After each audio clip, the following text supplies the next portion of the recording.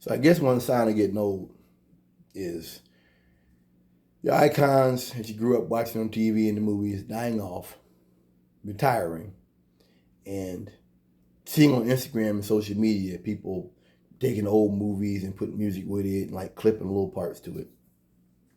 There's a part of a movie called A Mob Tale. Um, Came out a long time ago.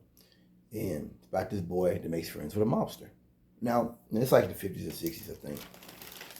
And, I think the boy comes from an impoverished family, didn't come from nothing. And the mobster is not trying to get the boy into mob stuff. I think the boy was just pretty smart or whatever. And I think the mobster, he's like me. You around people that aren't good for you. You know it. And to have somebody come at you direct and shoot straight to you is pretty cool.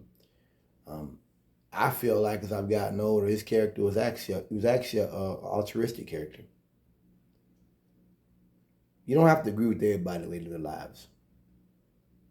For me, it's about your values, and it's about what you hold true to.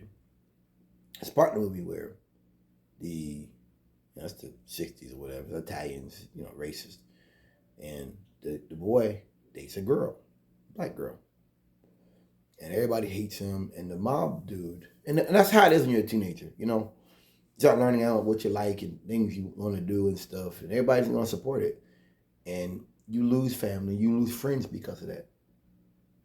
That's the way it is. But you got to stay true to what you are and what you want. That's the only thing you know is real. I don't know about what people over there think. I don't know about their dreams. I don't know. And then maybe I do know, there could be a lie.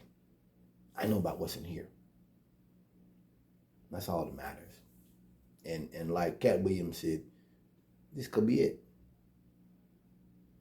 You're gonna die living a lie. You're gonna die in wearing a mask. So when he's hanging out with the black girl, dating her and all that, the mobster, he said something to me. He said something that really touched me. He said something like that: when you go home, you lay down at night, and you're just you and her. Nobody, it's nobody else's business. And this is how I look at it a little bit here. I thought of it as years ago as like he's really in enlightened. That isn't it. When you live that life as a mobster, kill or be killed. Maybe not every day. Maybe not every week, but there is moments where it's kill or be killed. And then there's years of knowing that they come back for me, and that you could have consequences that come back for me. I think that you have a mindset of, I need to do what's best for me, what makes me happy. And you understand? It's like a soldier. You understand? Like a soldier has to make decisions because a soldier may not come back. They may not come back, or they may not come back in one piece. They may be taken care of for the rest of their life. So a soldier, they have to be what they really are, the truth, because you're going to die. There is no 9 to 5 grind. The bullets come back and hit you. So I think that's what that was. Stay on subject. So there's a scene in the movie, Al Pacino, this the meme. Al Pacino comes up with his son. He's like, I know who you are. I don't want you on my son. And the dude's like, I treat him well. He's like, what are you talking about? And he's like, I don't want him around you. And the dude's like, what do you mean? He's like, I don't bring anything around him. I don't do anything. We're not taking him in there, executing people and put tell him, here, shoot him. Here, hold the gun. We're not, He said, it doesn't match everything that he sees. And he said that there's a part in the movie. He said last night his son threw out the baseball cards, Mickey Mantle and all that, and he talked about how, that what that meant. And I guess the mobster kind of laughed because with kids you don't really know you don't know if they're hearing what you're saying or not. You don't, especially with boys. You don't know what the hell you talk. You don't know if they're listening or not. And it hit me. I look at it two different sides. On one hand, nothing wrong with holding dreams.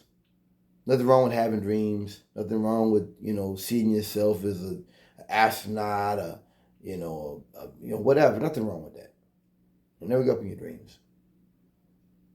But I know a lot of people who put that on their kids to be football player, basketball player, and the odds of that are so small, minute, that it to me it's desperation. I've talked about it before. My computer teacher in high school, he played football for Duke, and he hurt his knee.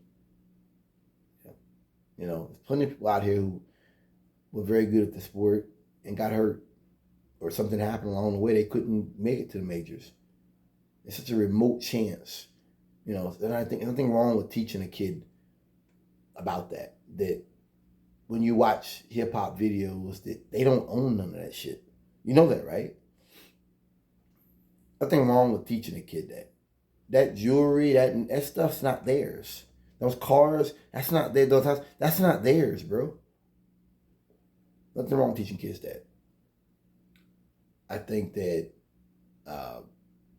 if you don't, you know, because what you're doing there is you're leading them into Michael Vick and Plaxico Burress and what's the Ravens player that they just shooting and they say he shot somebody and the suit went missing and all that. You have that. You've got, you know, there's been plenty of black men I heard, plenty of people in sports that have done stupid stuff. Phillips, that football player, was killing people and stuff. Plenty of people like that. Dragged the girl down the hair, by her hair, dragged her down the steps. I think that that was a different era, obviously. You know, people grew up a lot sooner back then because they had to. So obviously talking about an 8-year-old, 9-year-old, that wouldn't be relevant to today's world. But I just feel like what he did was it's kind of nuanced and shaded in that he's showing the boy what he wished he knew as a kid, and getting into the criminal world of like, this ain't all sweet. It's some destruction behind it, and I think it's better that they see that than they live in this world of like where it's put in your face that this is like being a man, and instead of seeing it that there's a lot of stuff that comes with it. He said something about the Mickey Mantle card. He said that like he told the boy like, you know, Mickey Mantle ain't gonna pay your rent. That's true. You know, these guys winning contracts, winning playoffs, whatever, nothing to do with you and your family. And you see some of them do some things here and there, and that's good and that's great. That's great, you know, doing things for the community. I think Michael Jordan did something in Charlotte, mental health, he opened something. That's great. That's awesome. But for the most part, it means nothing for you. Not only does it mean nothing for you, it also, they do bad stuff too. So showing them that this is a guy that can throw a ball, catch a ball, and made some money off it, that's a positive.